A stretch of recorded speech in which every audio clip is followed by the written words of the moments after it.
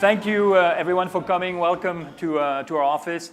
For those of you who don't know me, I'm Bernard Lieuteau. I'm the managing partner here at Balderton. But today we're very honored and grateful to have Omid Kordestani join us for this evening of talk. And as you know, Omid is the executive chairman of Twitter, a company that is in the news like every single minute, if not more, thanks to his most interesting spokesperson, or user, I would say. It's not a spokesperson. I'm sure that topic is going to come up, I'm sure. I'm sure it's going to come up one way or the other. So, and as you know, I mean, Omid started didn't start, but a big chunk of his career was at Google, where he helped build a company from virtually nothing to an organization of $20 billion of revenue and 12,000 people, build the entire business operation of the company. So Omid is one of the most well-known and the most liked executive in Silicon Valley. Omid also is a member of the executive council at Balderton, so he is. We have close links with Omid, and we're very fortunate to have him tonight. So, and again, thank you for all of you to come.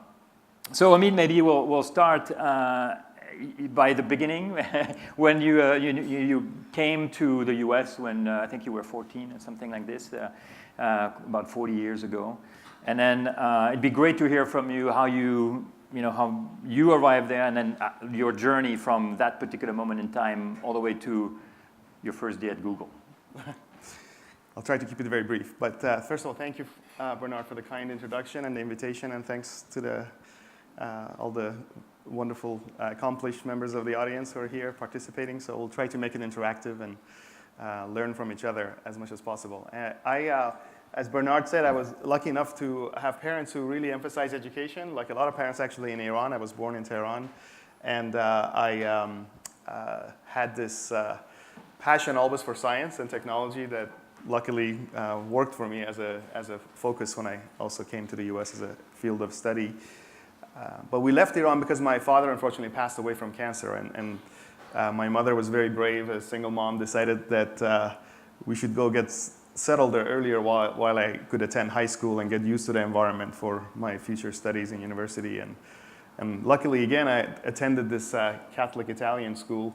A dear friend of mine is here, actually. We attended school from first grade together in this unique school, as one would do, go to a Catholic Italian school in Tehran. It was just a good private school. And so when I arrived in California, I had no idea it was Silicon Valley. And my images of the United States were formed by media. So I thought all of the United States looks like Manhattan. I gave a talk at my undergraduate school once and talked about how the TV series was called The Jeffersons, and it was about moving on up, which became, in retrospect, an amazing theme song for me. And so I arrived in this valley that looked quite boring and flat and nothing like Manhattan, and but really focused on my studies. I was very serious and just decided to pursue the science and technology that I was fascinated by, and studied electrical engineering.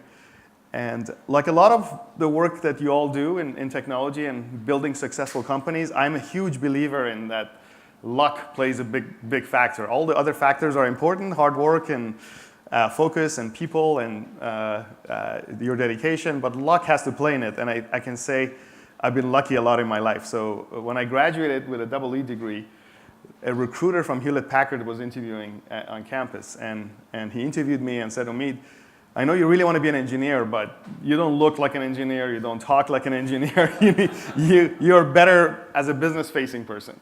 And I was insisting that that's like an insult in Iranian culture. When you're an engineer, you have to be an engineer. And anyway, luckily, that probably cut out about 10 years out of my career by going straight into product management and product marketing versus doing engineering and probably not being an amazing engineer and being delayed and ultimately realizing what's the right career path for me. So career paths and recognizing that is important, and taking risks based on hunches I think are really important. So that hunch then led me to pursue this business career, and then a number of these ventures did not work. After HP. I went to get my graduate degree in business at Stanford, and I thought I know everything now. I can be a CEO, and joined these startups as a business executive, but very quickly realized that people that actually hadn't gone to a business school and had gone to startups had a lot more knowledge about building companies than I did. They had the real hands-on knowledge. So I went to 2 startups that were too early. Technology was too early. They had the right team. So that learning was incredible because I learned that it doesn't sometimes really matter that idea failed when you're still early on in your career. It's the people that you meet and that network that you build and the learnings that then led me to ultimately Netscape, which was the early start of the internet revolution, and the first browsers and web servers were being created. And Netscape was this incredible boot camp for me because we started as an enterprise company while Yahoos and Amazons of the world were getting created as these great consumer service companies. That's a whole different story we can explore if you're interested why that happened to Netscape. But and then Microsoft made all those products free. So imagine you're a public company, you've just gone public, and you've built your business on charging for browsers and servers that are all of a sudden free from Microsoft. So suddenly your revenue line is looking like this, you know? And that became a boot camp because the executive there, who became ultimately a great mentor to me, was head of marketing, asked me, Omid, would you come and help us build the online business now, run the online revenues for Netscape? So that became a boot camp in understanding the economics of the web, advertising business, and it was a very hard living because you had to manage a public quarter every quarter while you're also transforming the business. And I think I aged a lot during those several years. And then as AOL acquired Netscape, I was very clear that I'm in a time in my career, and I don't want to be at AOL, but also a time in my career where I can take a risk. I have 1 child, another one on the way, and if I don't take that risk, which is, for me, was getting as close as possible to the garage stage of a company, which I had never was at that stage, I met Larry and Sergey, and in fact, there's another interesting story here. My dear friend from Silicon Valley is here by coincidence, and there's this magical office building that has been home to PayPal and Logitech and Peter Thiel's operations, and then Google had one of its first lease out of the garage, out of Stanford in his office, and we were friends then, and by coincidence I meet Larry and Sergey, and my first interview with them was in that office. So that's how that journey took me to Google, but I can take it any direction you're interested. No, I mean, it's great. And Said, Said Hamidi here with us by coincidence, but Said runs Plug and Play, which is probably the most successful, I don't know how I should call it now, incubator, like connection between startups and corporates all over the world. But thanks for coming and being here with us, Said. But and yeah, you've hosted some of the most iconic companies in Silicon Valley in the early days, so that was great. But yeah, so first day at Google, the company was super tiny at that time, but maybe a few words about that journey from from '99 to 2009 when you build up all the business side of the business. Sure.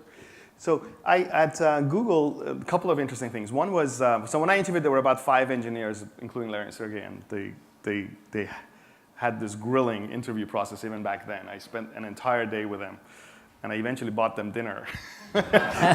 They weren't funded yet. So I bought the whole 5-person company Chinese dinner because they kept like interviewing me at 8 p.m. I was like, guys, let's go eat and continue this.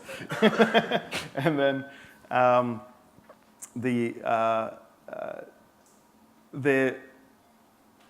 sorry, lost the track of the question. The specific thing was the building process, the journey. Building process, yeah. So for me, what was amazing about that experience was that the couple of characteristics of it made it special. Is that there was this clarity for me and the reason I joined was when I looked in the eyes of Larry and Sergey, I could just see a deep mind and an innovative mind that even if the search engine was a bad idea, that we're going to come up with something different after that. So, we classically talk about pivoting and, changing direction. I was confident that this company is going to be an innovative technology company. So I joined really because of them, because I could see that this is going to be an amazing partnership. I could also see that they could really use at the time, relatively experienced business executive that could not only learn a lot, but also partner very closely to them. I'm a big believer in founder-driven companies, and so I believed in that marriage and that relationship, and always respected it also. Did they already have the business model around advertising when you started? No. In fact, that was like one of the VCs in the Valley that they were talking to were getting really upset about the early days and the early talks, because they were just so brilliant and confident of what the product is they're creating. They really didn't care actually about the business model when they were doing the pitches. Mm-hmm. They just kind of knew that the priority is building a great consumer product. So there was kind of a little bit of a talk in the Valley as I was interviewing with them. People were saying, Omid, are you sure you're going to go to this place? There are already 10 search engines in the world, and why does the world need another one? But even back then, I remember as I tried the search engine with that clean interface and that kind of, at the time, people thought it was the silliest name in the world, Google. Why this colorful, like, looks like a childcare, business. But when you use that product, you used to get, if you were using Lycos or Excite or InfoSeek or AltaVista and all these other products back then, you would be slammed by just random comments and advertising and terrible, like, untargeted ads that you had to kind of try to go through pages to find what you were looking for. And day one of that experience, the product was just like a dart hitting the target. Like you would just search for something and boom, the answer was right there. In fact, I'm Feeling Lucky was a funny button that still exists today, but they had so much confidence that you could be lucky a lot of times by just pressing that and it will get you to the page you want. You don't even need to go see ads. You go straight to the. So there was just incredible confidence, and that relationship really allowed me to do what I can do best, was to really spend my time building a business operation, a company that can have the same values that they envision for this serious company to have. So I would just say Google has always been a very serious, the image sometimes is playful, but inside, the way that the business was conducted, the way engineering, the founder's behavior is a very serious company based on data, analytics, innovation. I'll share you another story with you.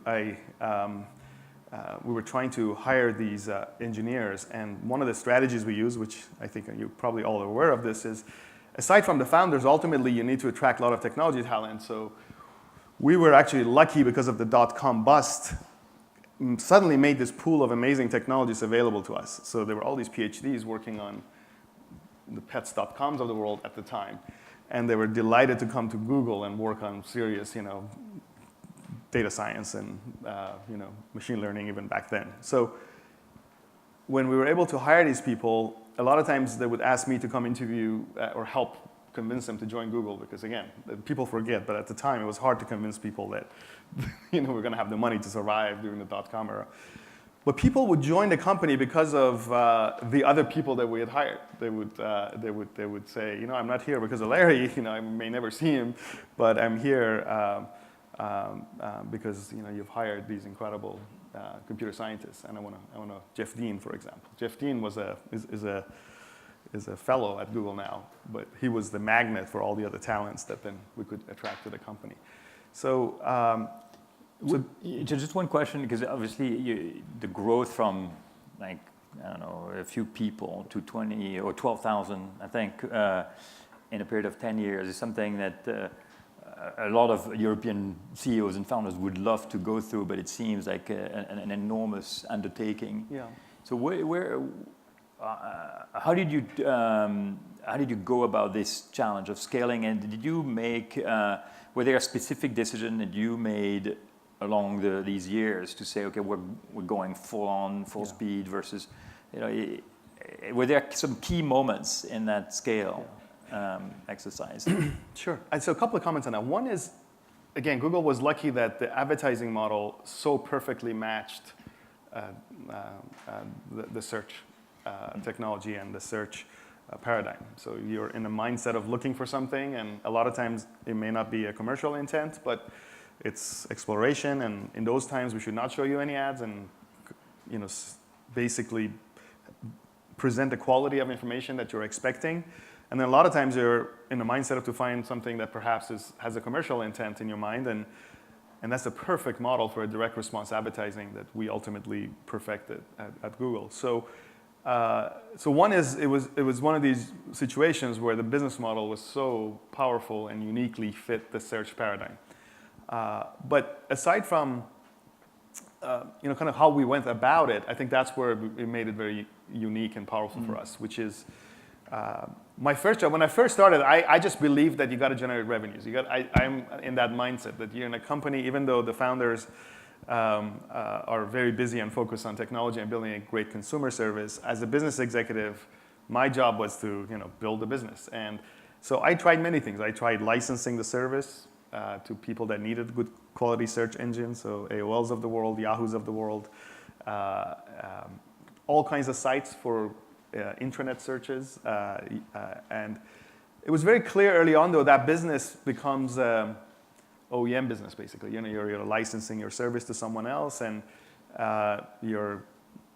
and the challenge we had is we're very focused on Google.com, and the clever companies out there, like Yahoos of the world, would say, why are you keeping this search engine at Google.com? Because you're in the licensing business. And truthfully, we would say, look, if we ever lose that connection with the consumer, we're never going to improve. If we're waiting to get data from you, how's our search working? It's a disaster. So we need to have our own existence on the web.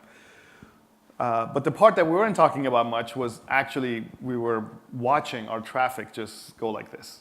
So there was this web page that the engineers had created internal to the company, and I would just go there every day and was mesmerized by seeing where our search engine is being used. From the smallest islands on a map or an atlas to the biggest markets, Germany and Japan, and you could see the search traffic and our market share increase.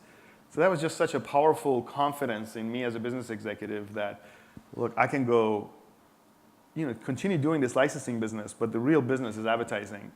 Based on what I'm seeing, this traffic, consumer traffic, is on fire. So very early on, I started experimenting with the ad format and hired a couple of great people early on that came up with this simple format that so perfectly fit the search page, which is the ad should be very boring. They should look like a search result, but highlighted as a sponsored link.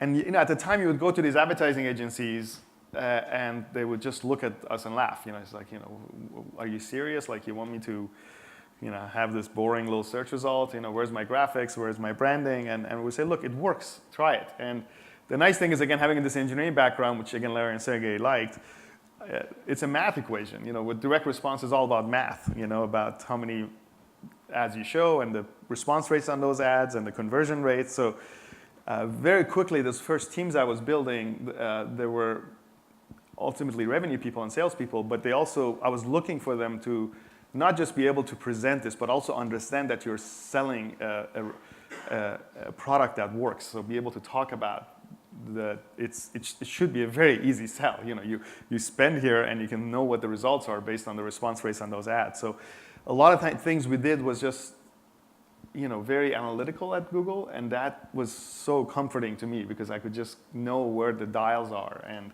how many more salespeople I can hire based on how profitable those regions are and how well those ads are going to work for those customers. So again, those things were so special those early days for Google and unique in that a lot of the companies out there were just, probably Amazon was the other really analytically driven company at the time. And again, the proof is now what you can see is that those are the companies that have become these incredible enterprises. So you're known to be someone very focused on talent. And your career, you hired Sheryl Sandberg. Obviously, went on Facebook. You hired Nikesh Arora, who went to, in the end, succeed you, and then went to SoftBank. So how do you do this? Are you looking for specific key ingredients in hiring people? So I'll give this credit actually probably both for being a people person. I love people, and I am a good judge of people, I think. But the other credit goes to also John Doerr, another great venture capitalist in the Valley. I had never heard it verbalized that succinctly, but it's become a phrase everybody knows now about, he said, A people hire A people and B people hire C people. So, and it gets worse from there. So I was very convinced that if I'm going to be an A person, I better hire someone better than me. So that became very much the hiring philosophy at Google, that you're not hiring great people if you're insecure and unsure about your own position. So if you want to get serious work done, you better hire people that can do your job the next day. So that's very much the philosophy I followed, which is be very comfortable that I'm going to learn from these colleagues. I mean, I learned as much from Cheryl as she hopefully learned from me, and same with Nikesh and Tim Armstrong and all these incredible other leaders in the organization. So I very much focus on find the best talent and find people that are not actually. Basically today's job is too easy for them, and that they're going to do the next job and be able to kind of scale and deal with the complexity of the organization.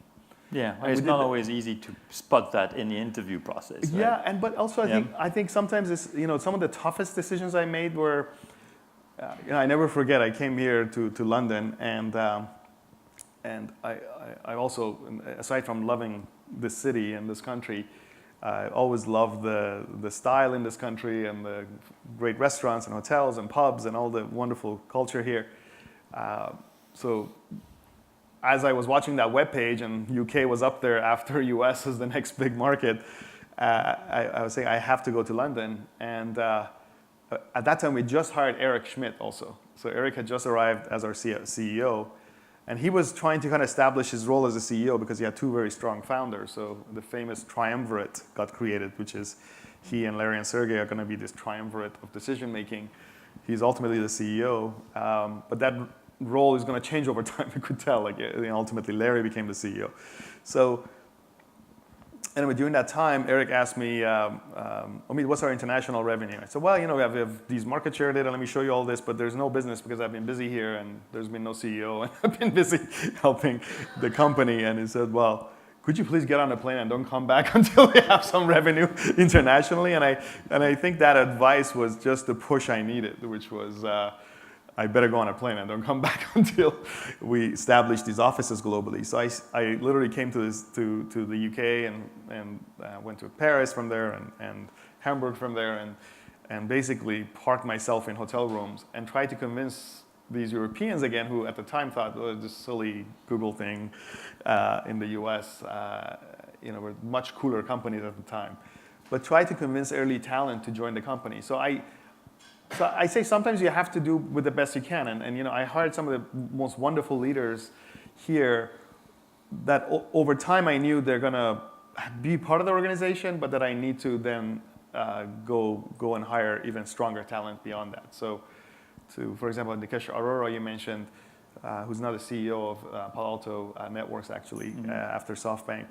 He came to Google at a time when the operation was quite built out and we were doing great in revenue. And if you looked at every one of the leaders in the organization, they were great leaders, but they were kind of the leaders of when you have an office that's like 5, 6 people or 20 people or 30 people, not if you're going to have hundreds and thousands of people.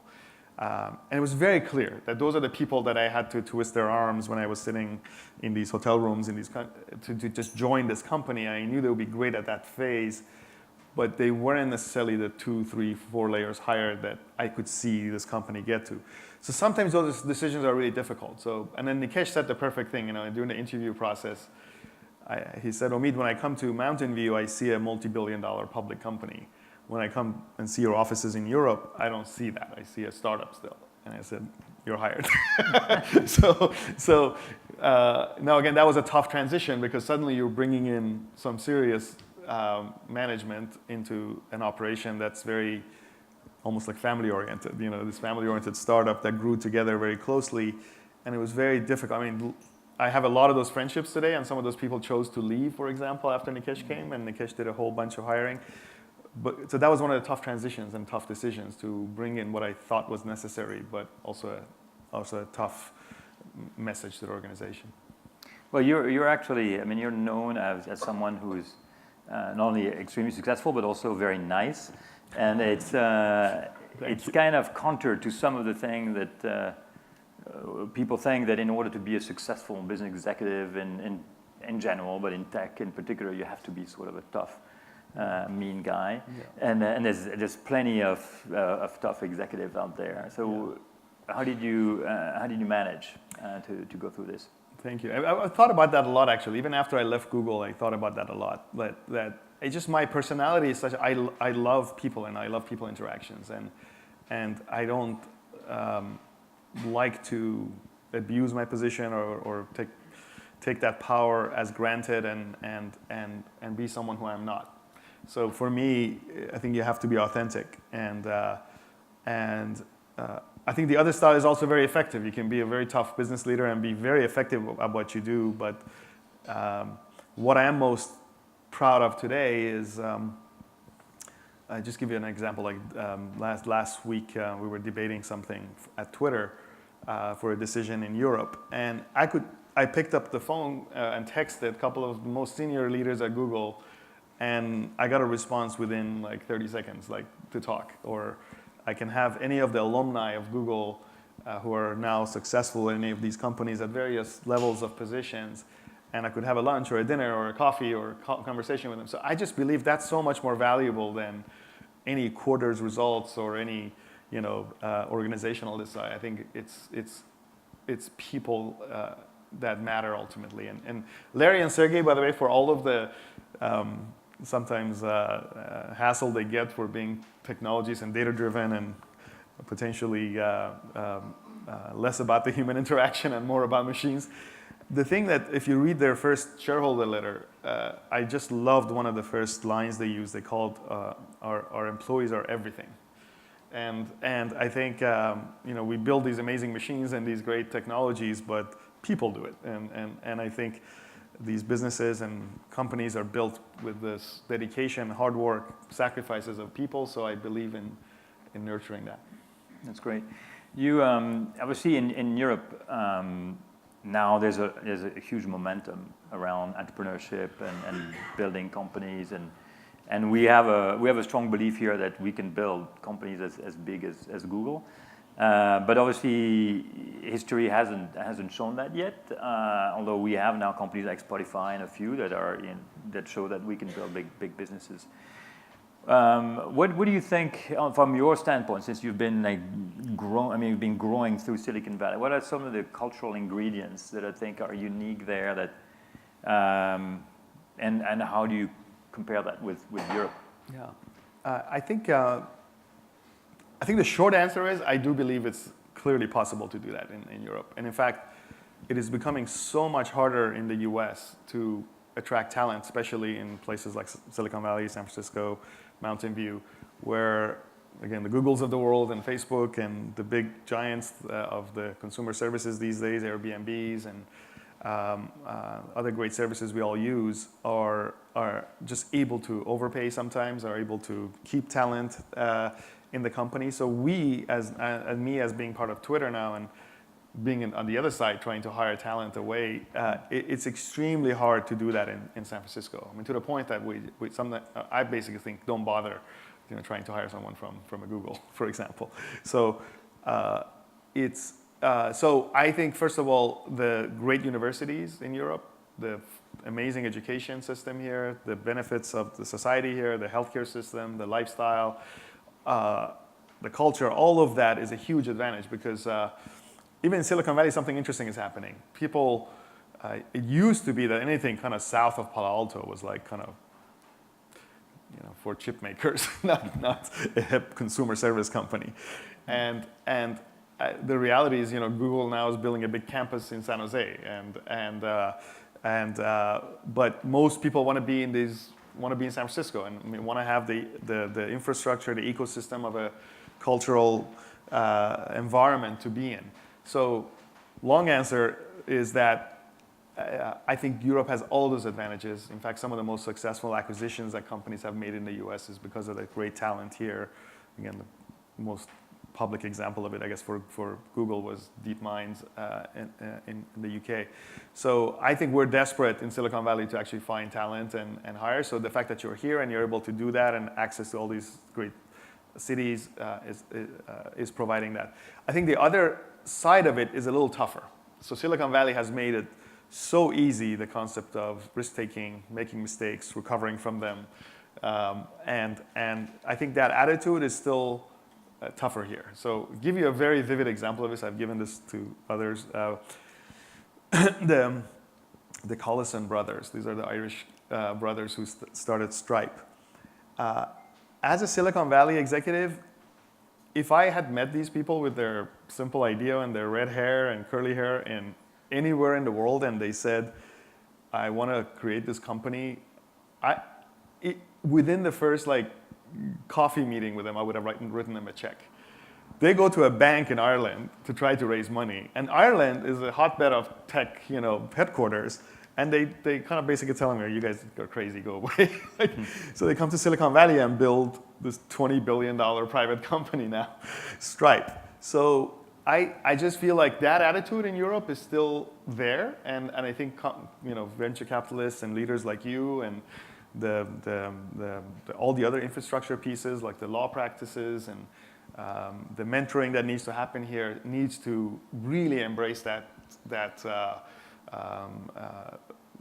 highlighting entrepreneurship, highlighting risk-taking, and encouraging that. And I think that's starting to develop. I think in the big cities, the Berlins of the world and London, of course, and all the other great cities is starting to happen. The incubator in Paris is full now. And so that is starting to happen. And I think the entrepreneurs here should be encouraged for that. I think the other big factor is, look, the business of Google, it was such a perfect marriage, as I said, of this direct response advertising and search. So maybe something won't be as huge as that right away, but these next revolutionary changes are going to happen still in our industry. And big businesses, I think you and I were talking today about this. I think thinking globally is important, especially if you're operating here. The advantage that the US companies have, they immediately have the US market to experiment with.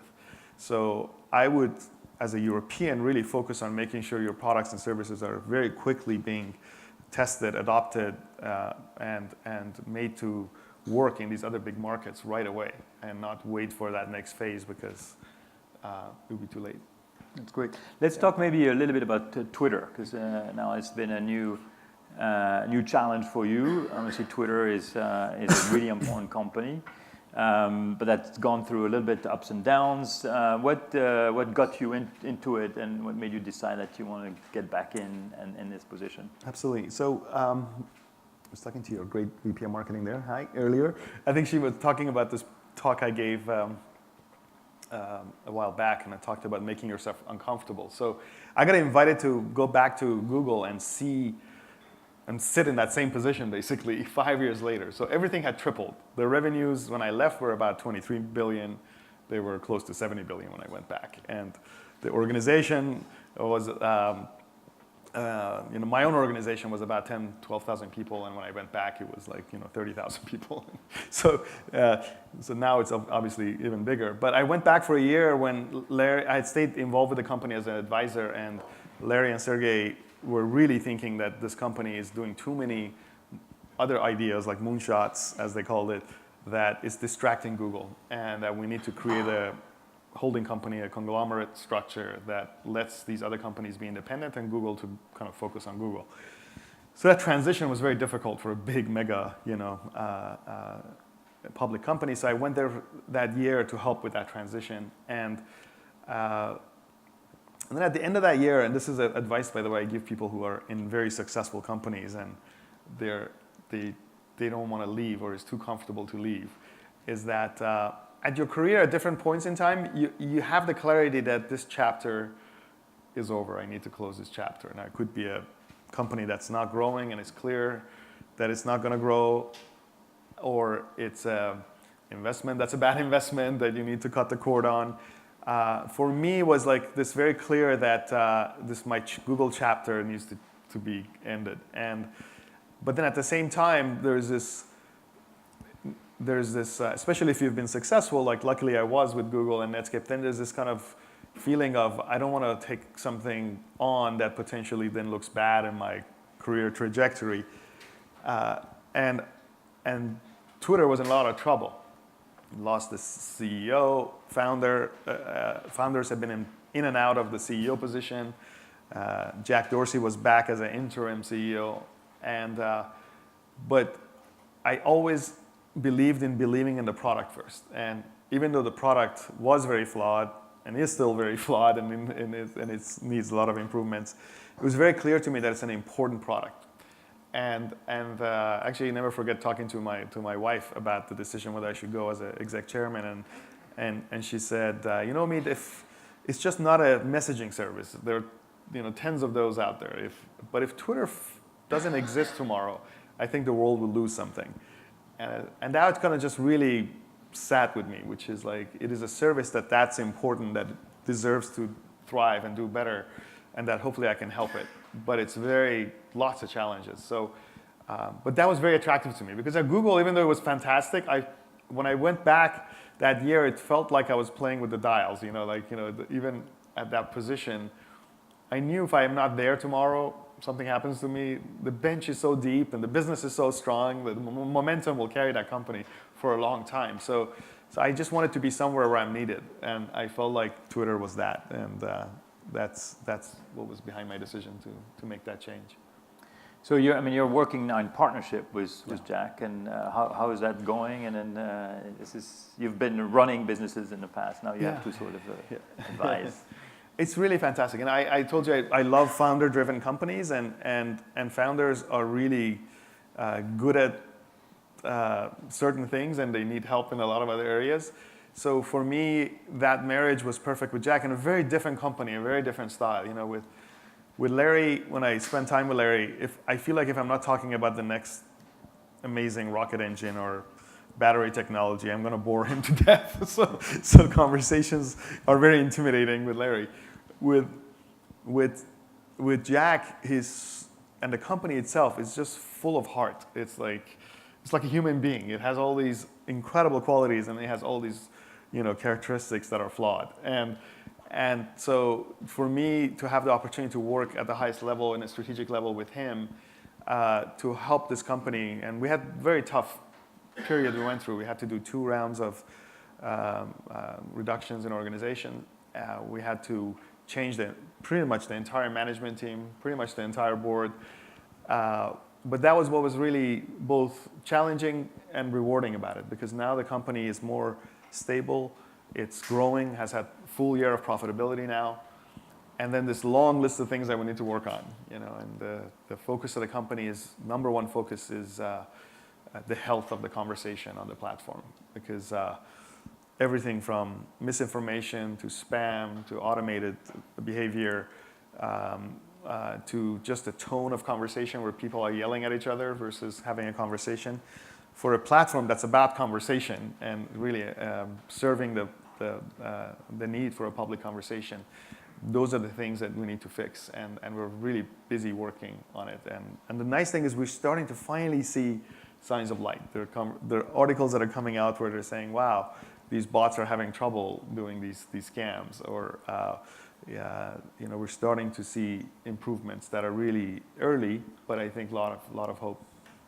But from the outside, it's not always easy to read, because you obviously first experience the flaws of the platform for quite a while before the company moves on, and there is maybe an impression that the company should move faster, or how come you still have these things, these kind of speeches, this kind of messaging in the platform, and you feel that you have you have identified a set of principles that are quite clear inside the company on how you deal with this and how you want to move forward. Glad you used that word, principles, because that's what's so incredible about Jack Dorsey, is that he's a very principled person. So he actually, when the company's in trouble and you're a public company, especially when you're a public company and you're on this treadmill of trying to keep your investors happy, keep the employees happy, keep on a growth path, and you're being attacked by competitors that are much more powerful and more resourced than you are, and you're losing employees. So all these terrible things are happening. the only way through that is a steady hand, like a pilot through a storm. So I think that's what makes Jack a great CEO, is that he was able to literally actually gave the book Principles to us to read, Ray Dalio's book. And we took the entire management team through that process of reading that book, really having clear principles for the company and the service. We read another book, the Jobs to Be Done framework, Clay Christensen, that is about thinking about a framework for improving and innovating your product, and literally take that into the entire organization. So every product manager, every manager, like taking that principles and that Jobs to Be Done framework, and every day, I mean, even the language you use, you know, are we being hired for this job, or are we being fired for this job? Why are we being fired for it? You know, and understanding that at every step, and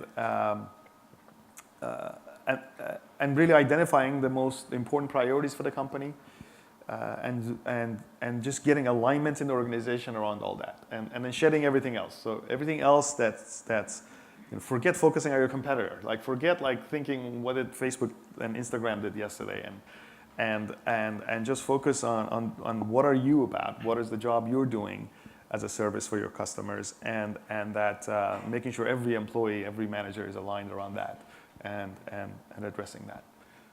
So it's been a very disciplined approach that's got us here. But I may imagine it's a fascinating experience, because Twitter is obviously a business, but it's also the only platform that does what it does, which becomes a public media. I mean, no other platform is sending messaging the same way to the outside. Obviously, that creates a huge amount of responsibility for the executive on what actually is happening on the platform.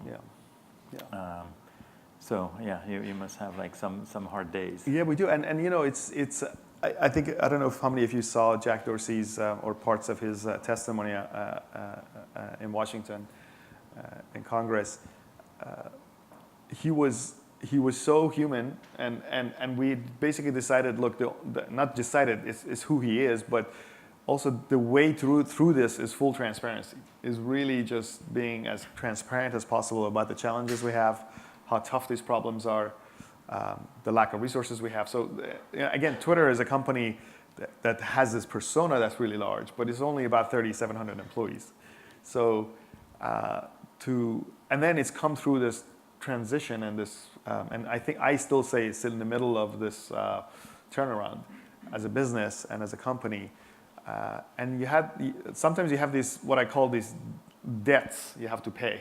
So you have this technology debt, for example. You want to make one change, for example, that has been bothering someone for so long, bothering our customers for so long. And to make that change, you know, there's all this infrastructure that you need. There's all this capability that is not there. So you got to go build it, hire the right people to build it. And you're doing that again while you're a public company, and you got to hit the numbers and grow the service. And so that's what makes this really an enriching experience, is that these are real serious problems, but for an important cause and an important service. Well, it's good to hear, because I mean, I'm sure that a lot of the CEOs here have to deal with tech debt. It's a word that we use all the time. It's good to hear that Twitter has it too. Big time. So anyway, we should open it to the audience. If you have questions you would like to ask Omid, it's the time. Please. Yeah. I would love to know the name of the company also and what you guys do. Just go, Please, stand up and just speak, Yes, it's Joe White, entrepreneur first. So your point about European companies being ready to build these real scale business, I think is very real. We do have amazing universities here, and as you said, in fact, our entire business involves taking out highly technical grads and putting them together to form businesses that would otherwise not have existed.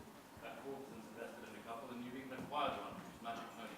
Yes. So my question is this: how can these companies, these fledgling, high-tech, super ambitious businesses in Europe, make the most out of Silicon Valley without being lured into this 150 million acquisition by the giants of Silicon Valley, or DeepMind and Magic and many others? And I think scale up is a real challenge. Yeah, I think.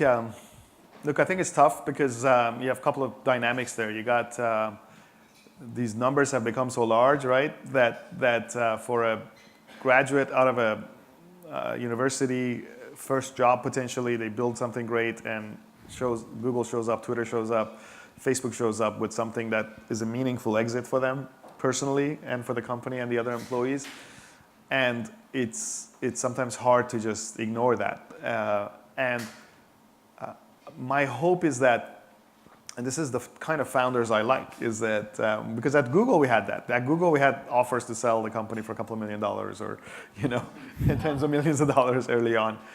And my hope is the belief by those entrepreneurs that they can build something greater. And that, yes, there's a risk of, the giants out there potentially having a big impact on the growth of that business. But I think this is what, again, I loved about my Google experience and what I love about my Twitter experience today is when as a business executive, I'm matched up with a founder that really has belief in their product.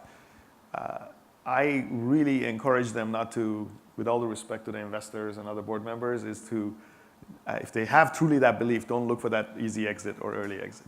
And if you really believe that you can build your company and your product, don't be scared of the bumps along the way or potentially. But you have to have that belief because it's going to get tough. Because the competitor launches a feature like you have, or this is what happened to Evan at Snapchat, right? It's very difficult for him now trying to get around Instagram and Facebook, but he has belief, and and with all the pressures of a public market and all those things, he has belief that he's going to build a greater company. So I think it comes back down to the DNA of the company and the founders and the relationship with the investors and the board.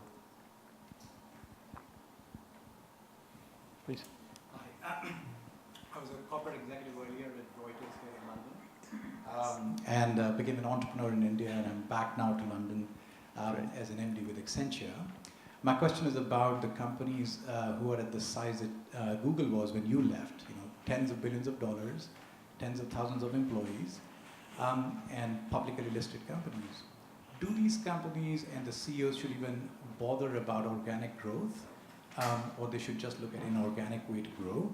And if not, what are the things they should do differently that you did at Google to have a chance to build new businesses that are traditionally done by the startups? Yeah, good question about that. So I think the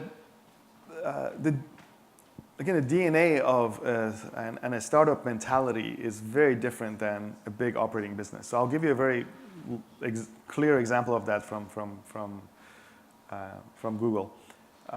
When we decided to build the Android operating system, it was very clear that something like that's that ambitious and that large, first of all, it's very close to our future opportunities because search was potentially under attack when the desktop model switched to mobile and you don't have your own mobile presence and hoping that your search box will show up on Apple phones. And so strategically, it was a very important decision for Google, obviously, to have Android.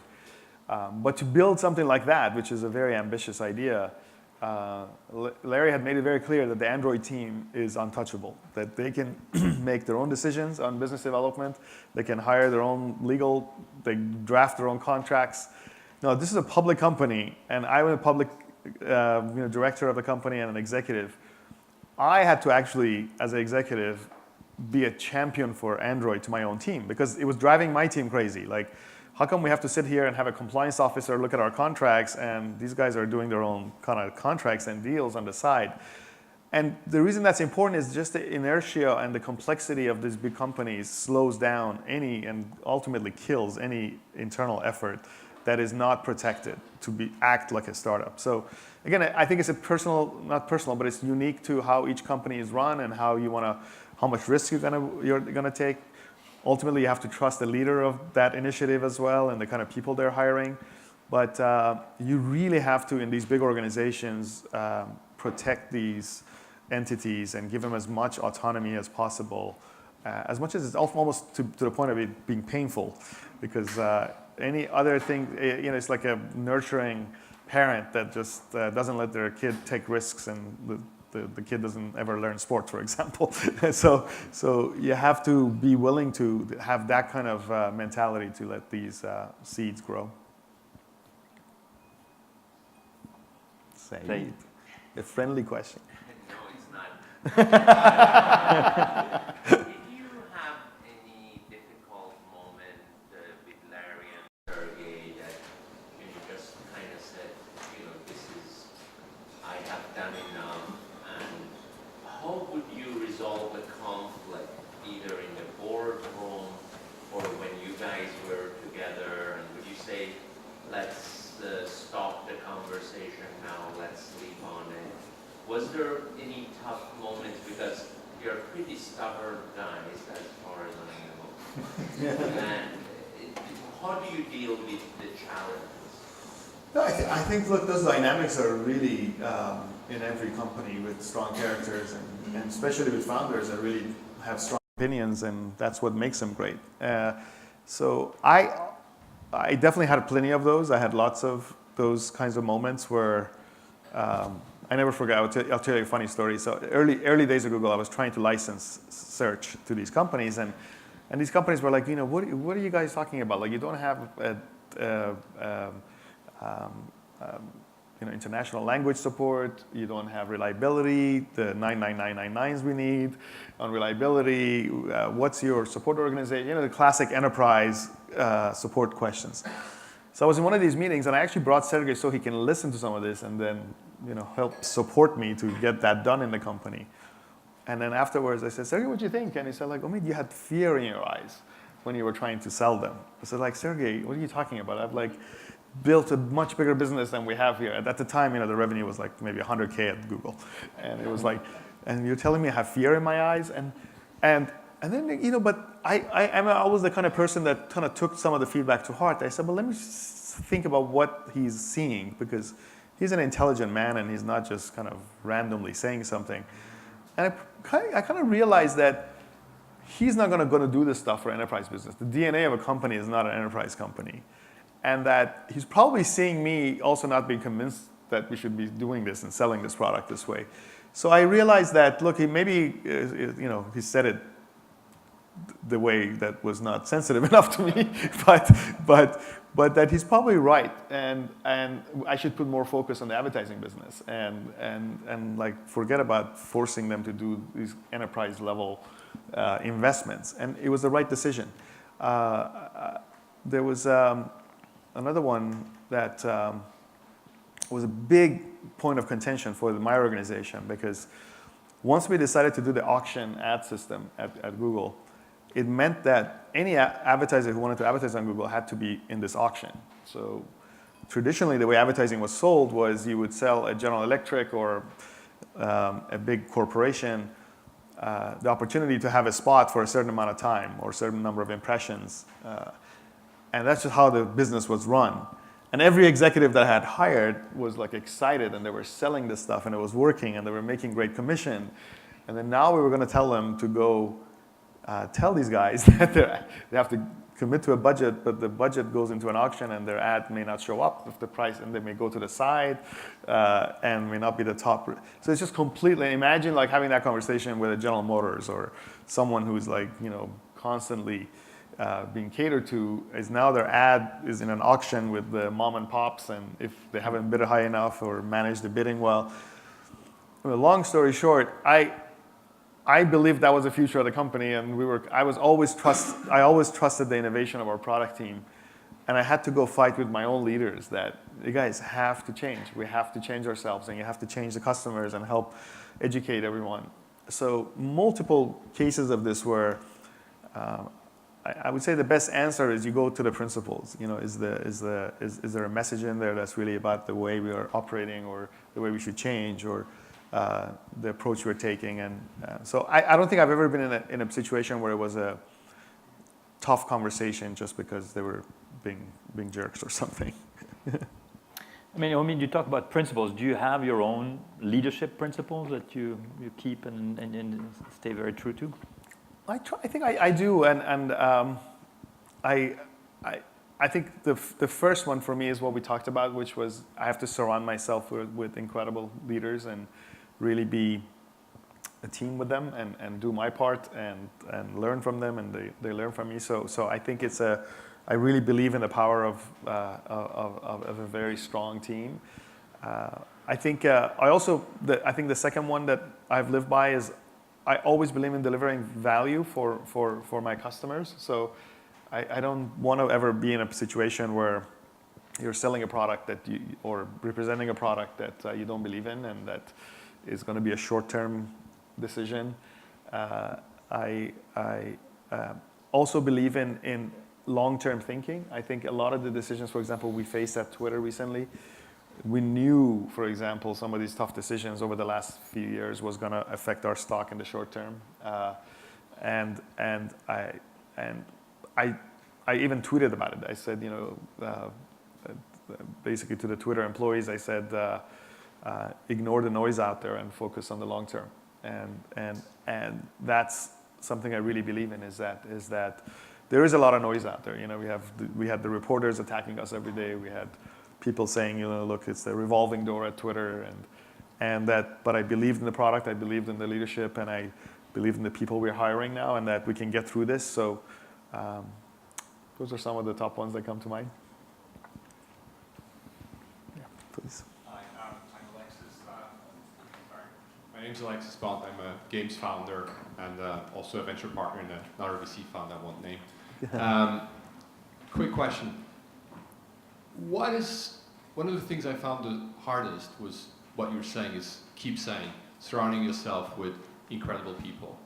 What's the secret to that? And how do you manage to basically keep them around? I mean, how do you get that to work? How do you make that work long term? To keep them engaged? Yeah. I think it's all about the other elements, right? Like I think I talked about the honesty in representing the product and the company you're part of. I think that level of transparency and honesty has to be really there in that relationship with the key people you're hiring, so that they have to believe in the mission, whatever the mission is and the purpose is. Google is Twitter is one of the companies that finally clarified that in my head, and thanks to Biz Stone, which is the other founder who came back to Twitter.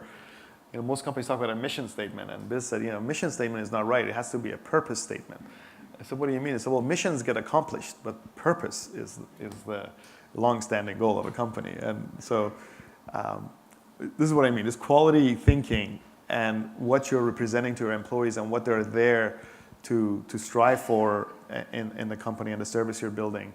I think ultimately that's what keeps people. It's not if people are just staying there because of the high salaries or because of the promise of the stock valuation or whatever other reason they have joined the company, those things won't last. What lasts for me is the purpose that they've joined to serve and to accomplish, and every day their life has that purpose for them. And I'll give you a side story very quickly about this purpose, which, sometimes things can't be as lofty as Google, organizing the world's information, or Twitter. But we just interviewed someone that we didn't end up hiring, but she said something really thoughtful in the interview. She was coming from this company that is basically building kind of advertising for not the cream of the crop companies, but the kind of the next tier as far as size goes.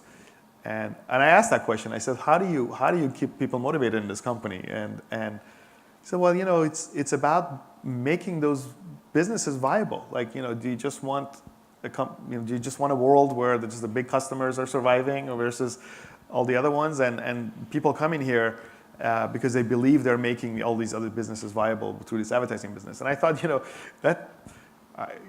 that's very good. That's the kind of thinking they're having. It's not about, we got to have this business for some random business, but they've made it a meaningful one for the employees who are there. So, long answer to your question. I think it starts with that purpose and that focus, and then the rest of it, the benefits, the positions, the challenges, all of that obviously has to be there to attract them the best they can and to maintain them.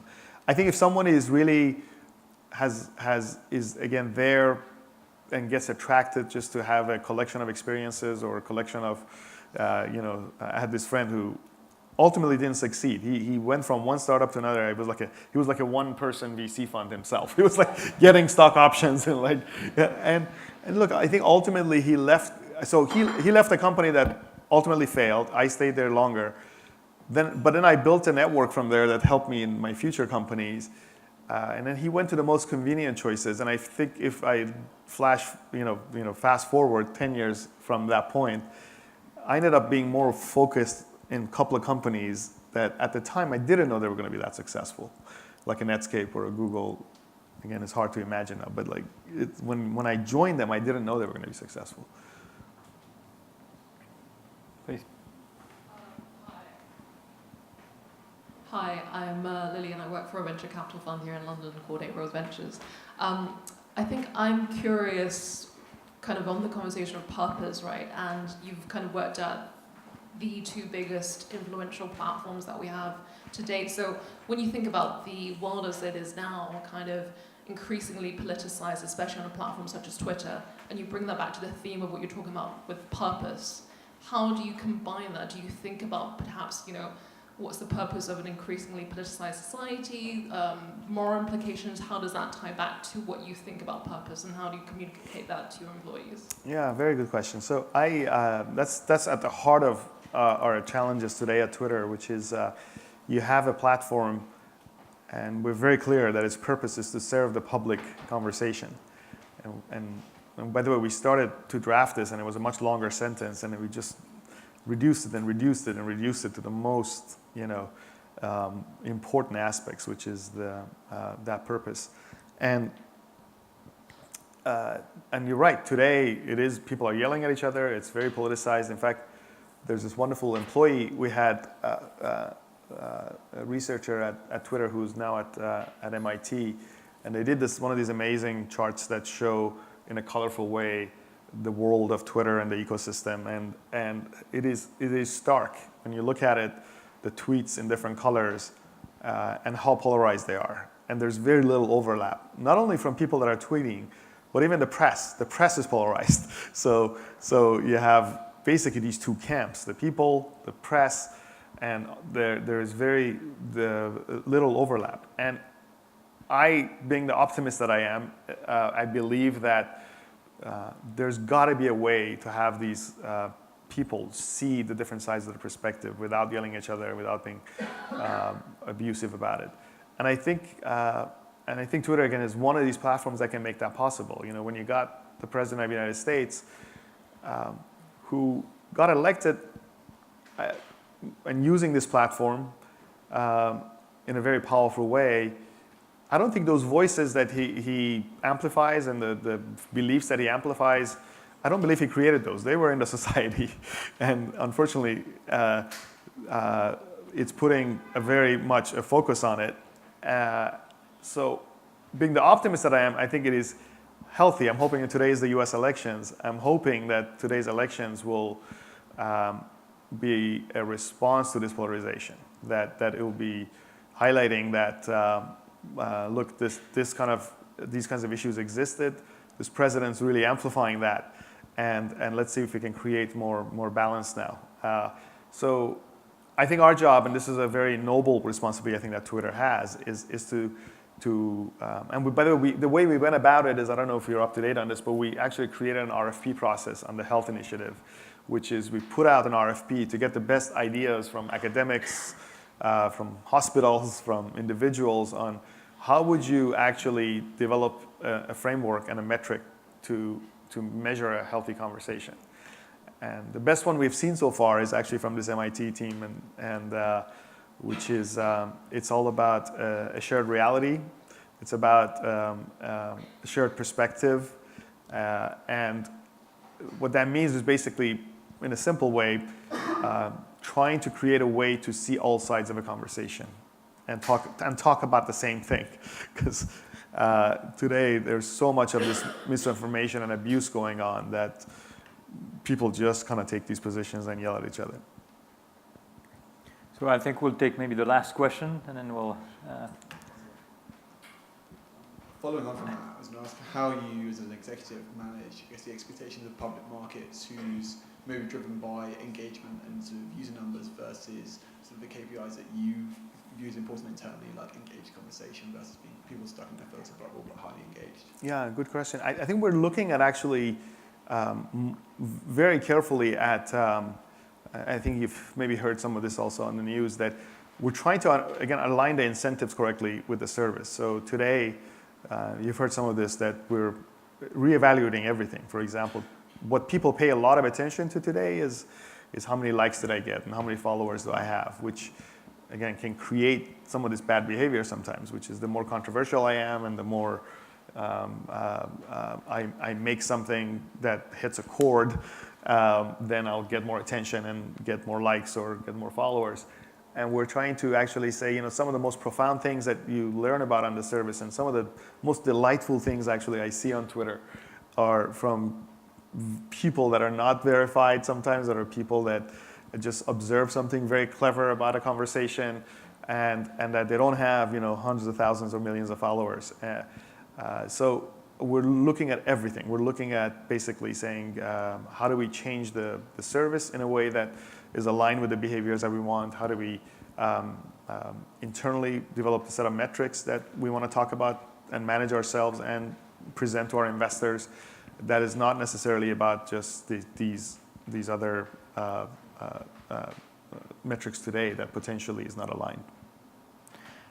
There is one very last question that you have been begging me for the mic. So last question, and then we'll thank Omid. Thank you. Better be good, though. Thank you for allowing it. I'm Jitesh Gadi. I chair a company here called Compare the Market, which is a large price comparison website. But I also am a member of the House of Lords, so I sit in the British Parliament. And I wanted to ask you, you've explained a lot of the positive things about Twitter, but where do you stand on the issue of anonymity? And how do you defend anonymity? Yeah. That's a very good question, tough question. But I think I also talked a lot about the challenges, not all just the positives, but a lot of challenges of Twitter. I think anonymity has been important for a specific case, which was, again, the platform is about freedom of expression and empowering that.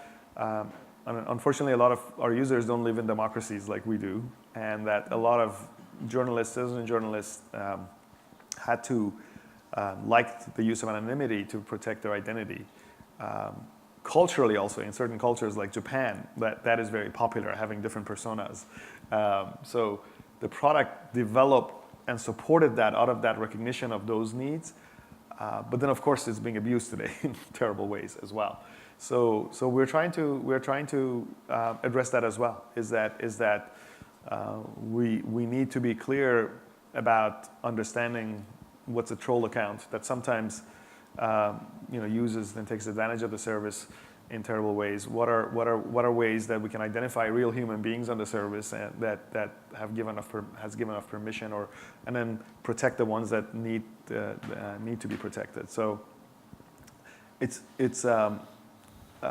all these questions are really ones that we're grappling with today, and we have some really good answers for. So we have great things that we're going to be rolling out very quickly and consistently. And there's this great also marriage between technology, policy, enforcement, that we're constantly trying to get that balance. And sometimes, to give you an example, sometimes if you just rely on policy and enforcement, it's just not sustainable. No matter how many people you hire or how many rules you put in place, you're not going to keep up with these issues. So some of the investments we've made in machine learning and these other areas is having a huge impact on the quality of the experience on the service now. So a long list of challenges for us and good ideas we're working on.